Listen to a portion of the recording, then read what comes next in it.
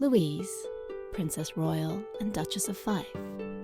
A life of duty and grace. A whisper in the palace. The morning of February 20th, 1867, dawned cold and grey over London. The city cloaked in a fog that clung to its cobblestones like a mourner's veil. Inside Marlborough House, a grand residence of marble and gilt, a child's cry broke the stillness. A fragile yet defiant sound, heralding the arrival of Louise Victoria Alexandra Dagmar. Born to Albert Edward, Prince of Wales, and Princess Alexandra of Denmark, she entered a world of privilege and expectation, her veins pulsing with the blood of Queen Victoria, her indomitable grandmother. This was no ordinary birth. It was the beginning of a life that would weave through the tapestry of British royalty, threading majesty with a quiet, unshakable grace. Marlborough House hummed with anticipation that day. Servants scurried through its echoing halls, their whispers carrying news of the new princess. Her father, Bertie, a man of charm and excess, lounged with a cigar, his laughter booming through the drawing room as he toasted his firstborn daughter.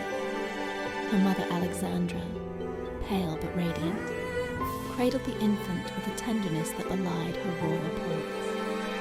Outside, the city churned, carriages clattered, hawkers shouted. But within these walls, time paused for a moment, honoring the child who would grow to bridge palaces and people. Louise's name was a melody of her heritage. Victoria for her grandmother, Alexandra for her mother, Dagmar for her Danish roots. Yet she was more than a title or a lineage. She was a spark destined to glow softly amid the glare of monarchy.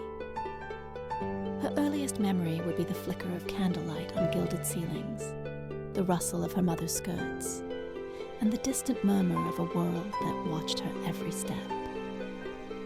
From that first breath, Louise was marked, not just by birthright, but by a calling to live with purpose, a duty she'd carry with a grace all her own, childhood in shadows and light.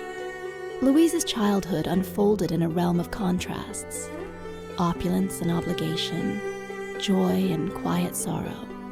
Marlborough House, with its towering portraits and mirrored salons, was her first playground, a labyrinth of luxury where she toddled after her mother's flowing gowns. Tutors arrived with books and violins, their stern voices shaping her into a princess fluent in French and German, her fingers coaxing melodies from piano keys. Art lessons filled her days with color, watercolors blooming on paper as she sketched the gardens beyond her window. Yet this splendor came with a price. The palace was a gilded cage, its walls echoing with expectation. Her father, Bertie, was a whirlwind of charisma, tall, broad-shouldered, with a laugh that filled rooms. He loved his children, but his life was a carousel of parties, hunts, and whispered scandals that thrilled London's gossip mongers. Alexandra, by contrast, was a still pool, her beauty serene, her kindness a balm. Louise adored her, clinging to her mother's skirts during rare moments of calm. Alexandra taught her daughter not just etiquette, but empathy, how to see beyond the throne to the lives it touched. Together, they'd slip into the city's edges, delivering baskets to the poor, Louise's small hand gripping her mother's as they navigated muddy lanes. 6 siblings filled her world. Albert Victor, bold and restless. George, steady and thoughtful. Victoria, sharp-witted. Maud, gentle. And Alexander John, the baby who never grew. His death, a mere day after birth in 1871, struck like a thunderclap.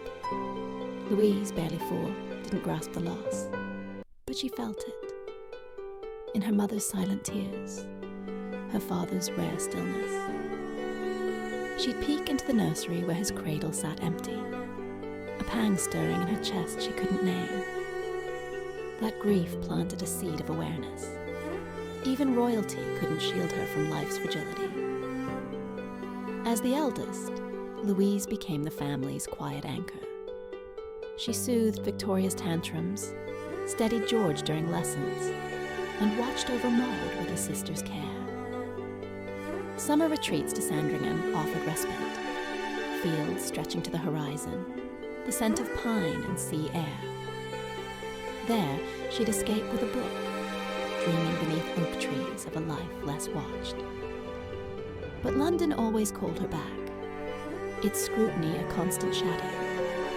Newspapers mocked her father's exploits, and though Louise bore no blame, she felt the sting, a longing to prove her worth beyond her name. A bold union. By her late teens, Louise was a vision, tall, with her mother's fair hair and a gaze that held both strength and softness.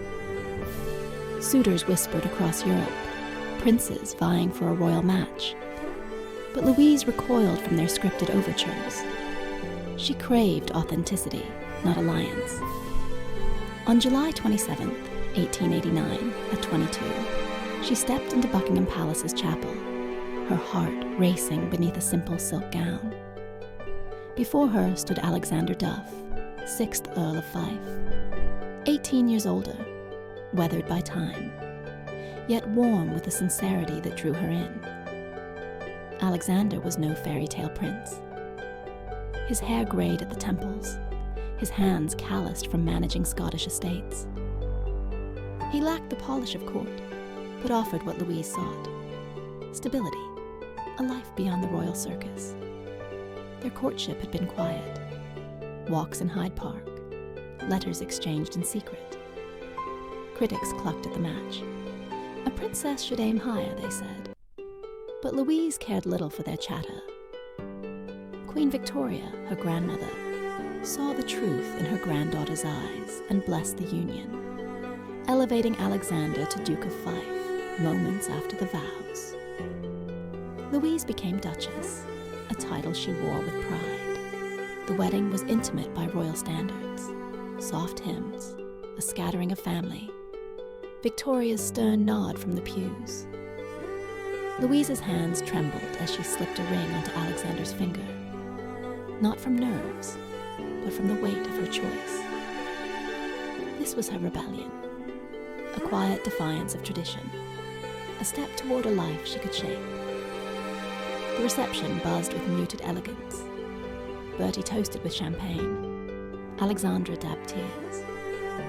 Outside, Londoners peered through gates, curious about the princess who'd chosen a Scotsman over a crown. In 1900, Victoria deepened her gift, granting a second dukedom inheritable by their daughters, a rarity reflecting her faith in Louise. It was a promise of legacy, a nod to the future they'd build. Together, they forged a partnership rooted in mutual respect. Alexander's steady presence calmed Louise's restless spirit. Her vitality softened his edges. They split their days between London's whirl and Scotland's peace, a balance that became their strength, Scotland's embrace. By her late teens, Louise was a vision, tall, with her mother's fair hair and a gaze that held both strength and softness. Suitors whispered across Europe, princes vying for a royal match. But Louise recoiled from their scripted overtures. She craved authenticity, not alliance. On July 27, 1889, at 22, she stepped into Buckingham Palace's chapel, her heart racing beneath a simple silk gown. Before her stood Alexander Duff, 6th Earl of Fife, 18 years older, weathered by time, yet warm with the sincerity that drew her in. Alexander was no fairy tale prince. His hair greyed at the temples, his hands calloused from managing Scottish estates. He lacked the polish of court, but offered what Louise sought: stability, a life beyond the royal circus. Their courtship had been quiet. Walks in Hyde Park, letters exchanged in secret. Critics clucked at the match. A A princess should aim higher, they said, but Louise cared little for their chatter. Queen Victoria, her grandmother, saw the truth in her granddaughter's eyes and blessed the union, elevating Alexander to Duke of Fife moments after the vows. Louise became Duchess, a title she wore with pride. Motherhood's joys and sorrows. Motherhood crowned Louise's Scottish years. Alistair arrived in 1890, a fragile boy with Alexander's eyes. His death mere months later broke her. She'd rock his empty cradle, tears silent as snow. Alexandra came in 1891, bold and bright, followed by Maud in 1893, tender yet firm. Each birth was a balm, each child a tether to hope. Louise poured herself into them, her love fierce and unguarded. She raised them with purpose. Privilege is a tool, she told Alexandra during an 1896 fever that gripped the girl, her voice steady as she cooled her brow. Use it well. When Maud fell from a pony in 1898, Louise ran through rain to hold her, mud clinging to her hem. She sang to them, lullabies of Danish seas, Scottish moors, her voice a thread tying their hearts to hers. Alistair's loss lingered. She'd pause at his unmarked grave in Marlodge's garden, whispering apologies to the wind. Her daughters grew under her wing, Alexandra with a mind sharp as flint, Maud with a soul soft as dawn. Louise taught them compassion alongside courage, lessons etched in her every act. They were her light, her reason to rise when grief threatened to pull her under. Princess Royal in public service.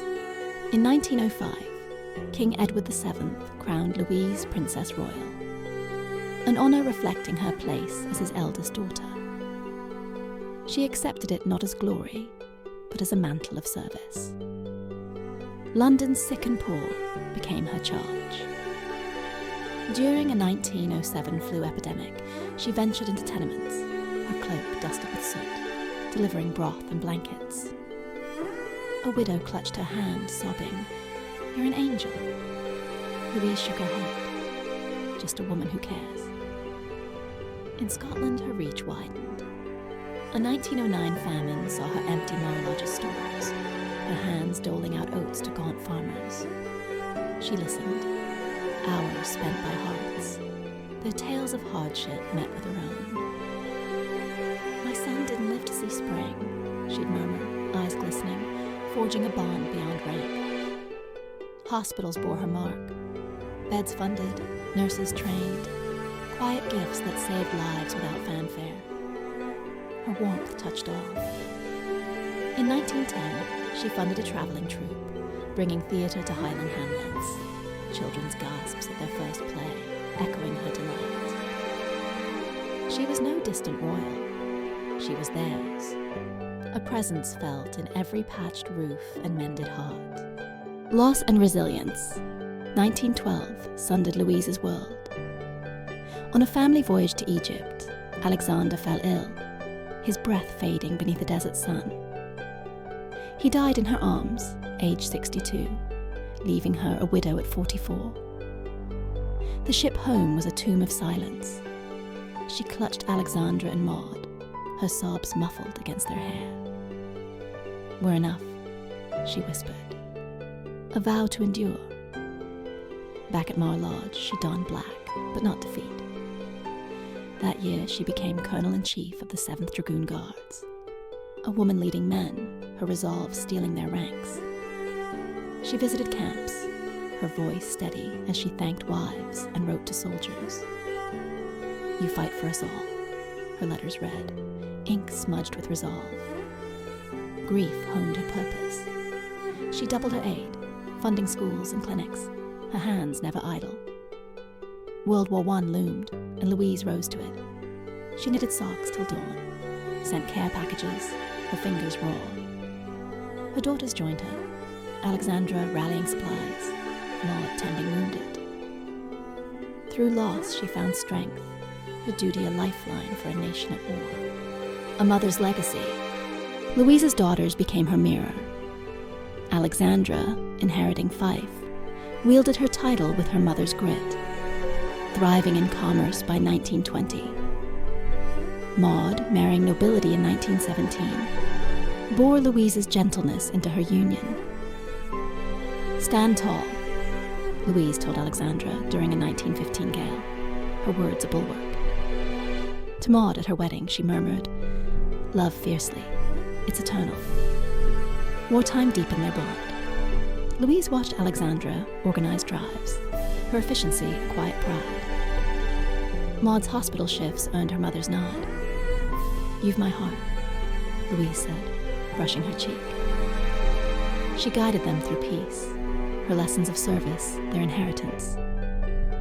By her death in 1931, they were her echo, strong, kind, enduring. Voices of the people. Louise's legacy lived in stories. In 1925, an Aberdeenshire crofter pointed to her oaks, now mighty. "She dug with us," he rasped, "no finer lady." A London nurse from 1918 recalled her slipping in with coal, whispering, "Keep them warm." A dragoon widow treasured her 1916 note, "I share your loss." A lifeline through despair. A teacher in 1927 credited her school to Louise's coin, miners' sons reading by her grace. A playwright in 1930 staged his work with her old grant, her applause still ringing.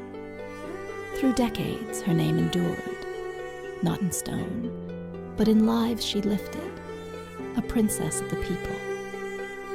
A song unsilenced. Louise sought no acclaim, yet it found her in the love of those she served. Dead in 1931, her spirit lingered. From London's alleys to Scotland's glens, she was Miss Louise, a royal not of pomp, but of heart. Her life sang a truth, duty and grace, not crowns, forged true nobility. A melody echoing through time.